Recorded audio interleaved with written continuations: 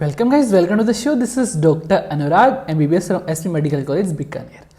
So guys, epidemiology का 19th video है. 19th video epidemiology खत्म होने वाली है गाइस, ठीक है. शायद मे बी लास्ट वीडियो हो सकता है.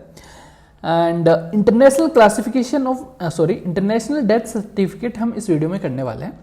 इंटरनेशनल डेथ सर्टिफिकेट तो कोई भी ये हॉस्पिटल है, ठीक है, इसमें इस व्यक्ति की डेथ हो गई, तो गाइस डेथ सर्टिफिकेट यहाँ पर इसको मिलेगा. डेथ सर्टिफिकेट, ठीक है, डेथ सर्टिफिकेट यहाँ पर इसको मिलेगा. तो डेथ सर्टिफिकेट में क्या क्या लिखा हुआ आता है गाइस? डेथ सर्टिफिकेट में क्या क्या लिखा हुआ आता है गाइस? डेथ सर्टिफिकेट में ये मान लो डेथ सर्टिफिकेट है, ठीक है, डेथ सर्टिफिकेट है. बहुत सारी लाइन्स होती हैं, यहाँ पे लाइन्स होती हैं 1, 2, ठीक है, लाइन्स होती हैं. गाइस वन की भी एक लाइन जो होती है, फर्स्ट लाइन जो होती है, उसके बहुत सारे पार्ट्स होते हैं, ए बी, ठीक है, ABCD, ABCD क्या होते हैं गाइस? क्या लिखा हुआ होता है इनमें, ये हम अभी देखने वाले हैं. क्लियर, ठीक है. ये इस तरह का होता है गाइस. इसमें बहुत सारी 1, 2 बहुत सारी लाइंस होती हैं. फर्स्ट लाइन के भी बहुत सारे पार्ट होते हैं, ABCD. क्या लिखा हुआ था वो भी देखेंगे. देखो, इंटरनेशनल डेथ सर्टिफिकेट जो होता है गाइस, जो डेथ सर्टिफिकेट है, जो GRO जनरल रजिस्टर ऑफिसर जो होता है, वो यहाँ पर इश्यूज करता है. Are printed on black and purple form and give the following information. क्या क्या लिखा हुआ होता है गाइस इनके अंदर?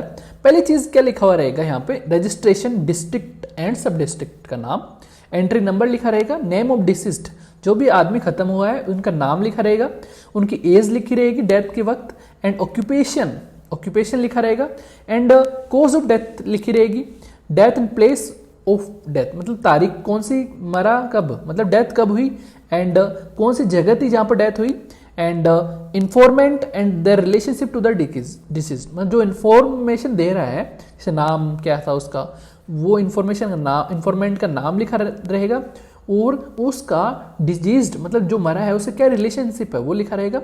नेम ऑफ द रजिस्ट्रार लिखा रहेगा, रजिस्ट्रार.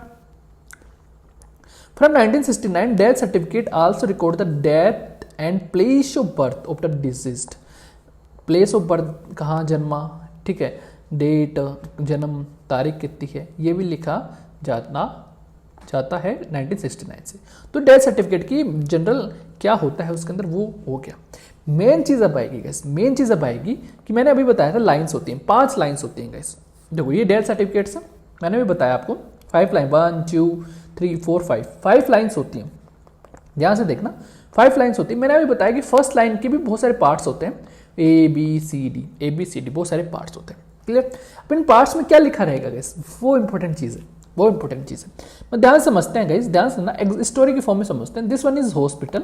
यहाँ पर एक पेशेंट एडमिट था, रीनल डायबिटीज का पेशेंट था, मान लो एडमिट था, सीवियर डायबिटीज हो रही थी उसकी. डायबिटीज आपने मेडिसिन में पढ़ा हो या फिर कहीं भी पढ़ा हो, पैथो में पढ़ा हो, ठीक है, ओके.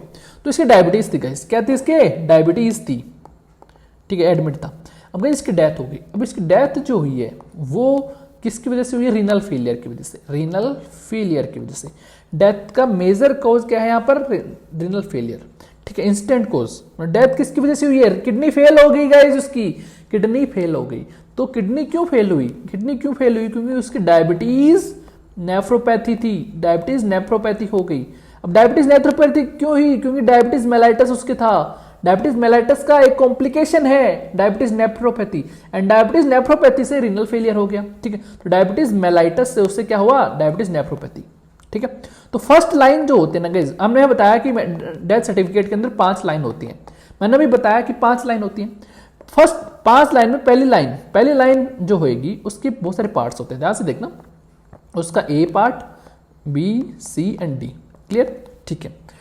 ए पार्ट के अंदर इंस्टेंट कोज क्या है डेथ का? क्यों मरा गाइस, क्यों मरा? क्योंकि रीनल फेलियर. इंस्टेंट कोज रीनल फेलियर की वजह से मरा. रीनल फेलियर फर्स्ट लाइन में क्या लिखेंगे? Renal failure.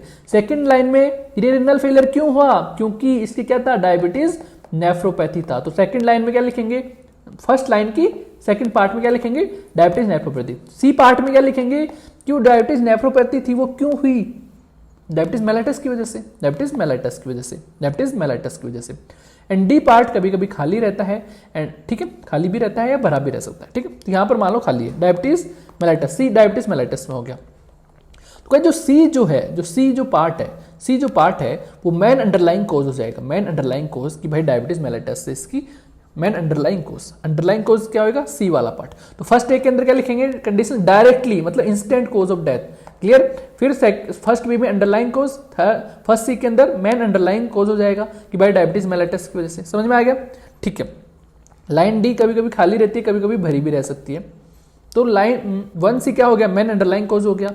तो मैन अंडरलाइन कोज कोई पूछे भाई उस पेशेंट का खत्म हो गया, मैन अंडरलाइन कोज क्या है कि डायबिटीज मेलाइटस, उसकी डायबिटीज मेलाइटस था इसलिए वो खत्म हो गया। लेकिन मैन इंस्टेंट कोज वही पूछे तो रीनल फेलियर हो गया। एक लाइन 5 लाइन होती है, तो फर्स्ट तो मैंने बता दी। अब सेकंड लाइन जो होती है वो बताएगा कि उसकी और भी कोई डिजीज थी क्या, डायबिटीज मेलाइटिस के अलावा और भी कोई डिजीज थी क्या। हाँ भाई उसके हाइपरटेंशन थी मान लो, ठीक, तो ये हो गया, वो लिख दें। तो हम एग्जाम्पल ले रहे हैं, अभी जो एग्जाम्पल बताया वो कि रेनल फेलियर से हुई, एंड 1B के अंदर क्या लिखेंगे, डायबिटीज नेफ्रोपैथी हुई। 1C के अंदर डायबिटीज मेलाइटस की वजह से डायबिटीज नेफ्रोपैथी हुई, एंड डायबिटीज नेफ्रोपैथी की वजह से रेनल फेलियर हो गया। लाइन सेकंड में और कोई भी डिजीज थी क्या, और कोई भी डिजीज थी क्या डायबिटीज मेलाइटस के अलावा, वो लाइन सेकंड में लिख देंगे। फॉर एग्जाम्पल हाइपरटेंशन थी। समझ में आ गया, ओके। अब गाइस एग्जाम्पल 2 की हम थोड़ी सी बात कर लें अगर, तो एग्जाम्पल 2 में हम क्या देखना, मान लो ये पेशेंट है, पेशेंट खत्म हो गया, ये पेशेंट एडमिट था, इस पेशेंट खत्म हो गया, मान लो ये पेशेंट खत्म हो गया, ठीक है, खत्म चला गया। अब चला गया तो गाइस किस इसकी इंस्टेंट कोज क्या है, इंट्रापेरिटोनियल हेमरेज, जो पेरिटोनियम होती है हमारी वहां पर हेमरेज हो गया। अब इंट्रापेरिटोनियल हेमरेज क्यों हुआ गाइस, क्योंकि जो डिपॉजिट थे लीवर के अंदर रप्चर्ड मेटास्टर्ड डिपॉजिट्स जो थे वो रप्चर हो गए। रप्चर क्यों हुए, क्योंकि यहाँ पर लीवर के अंदर पहले से डिपॉजिट मेटास्टेसिस हुआ था, मेटास्टेट डिपॉजिट थे इसलिए वो रप्चर हुए। एंड वो क्यों डिपॉजिट थे, क्योंकि एडिनोकार्सिनोमा था असेंडिंग कोलोन का। तो मोस्ट अंडरलाइंग कोज क्या हो गया, ये जो है यहाँ पर मेन अंडरलाइंग कोज क्या हो गया, 1D वाला हो गया। मैंने बताया था अगर 1D खाली रहे तो 1C वाला हो जाएगा मेन अंडरलाइंग कोज, अगर 1D भरी रहे तो मेन अंडरलाइंग कोज क्या हो जाएगा, 1D वाला। लाइन सेकंड अगर कोई और भी डिजीज है उसकी तो हाइपरटेंशन है। तो समझ में आ गया ये क्या किस तरह से MCQ पूछे जाते हैं नीट पीसी में इसके रिलेटेड, ठीक है। तो 1B एक एग्जांपल से याद रखो आप, ऐसे रटोगे ना गाइस, ध्यान से देखना मेरी बात सुनना। अगर ऐसे रटोगे ना 5 लाइन है 1 है तो याद नहीं होएगा। इस एग्जाम्पल से रटो, इस एग्जाम्पल से कि भाई हॉस्पिटल है, हॉस्पिटल में पेशेंट डेथ हो गया, मेन इंस्टेंट कोज क्या हुआ, रीनल फेलियर। एक स्क्रीन बनाओ, एक इमेजिनेशन बना लो, भाई हॉस्पिटल में एडमिट था, रीनल फेलियर हुआ यार उसके। आप पूछ रहे हो किससे, भाई ये क्यों मरा, रीनल फेलियर हो गया, ठीक है। आप डॉक्टर से पूछ रहे हो ये क्यों मरा, डॉक्टर ने बोला रीनल फेलियर। अब आप पूछ रहे हो डॉक्टर से रीनल फेलियर क्यों हुआ, डॉक्टर ने बोला डायबिटीज नेफ्रोपैथी हो गई। आपने पूछा डायबिटीज नेफ्रोपैथी क्यों हुई, डॉक्टर ने बोला यार डायबिटीज मेलाइटस थी इसलिए डायबिटीज नेफ्रोपैथी होगी। तो इस तरह से आप याद किया करो गाइस, जस्ट एक केस बना लिया करो कि हाँ ये से हो रहा है, इमेजिनेशन में पूरा याद किया करो, मेमोरी बढ़ती, ठीक है। तो ये आपका क्या हो गया, सर्टिफिकेट ऑफ डेथ हो गया। होप आपको समझ में आया होगा। And for notes and more videos you can download our app on Play Store पर जाइए, अनुराग सैनी MBBS डाउनलोड कीजिए। For more query you can connect here on Instagram and Telegram. Thank you guys. And और भी courses हैं, FPSM का course तो है ही, और भी हैं, ज्वाइन कीजिए, सभी को अच्छे से फील करके पढ़ेंगे। Thank you guys, stay safe, stay healthy, जय हिंद।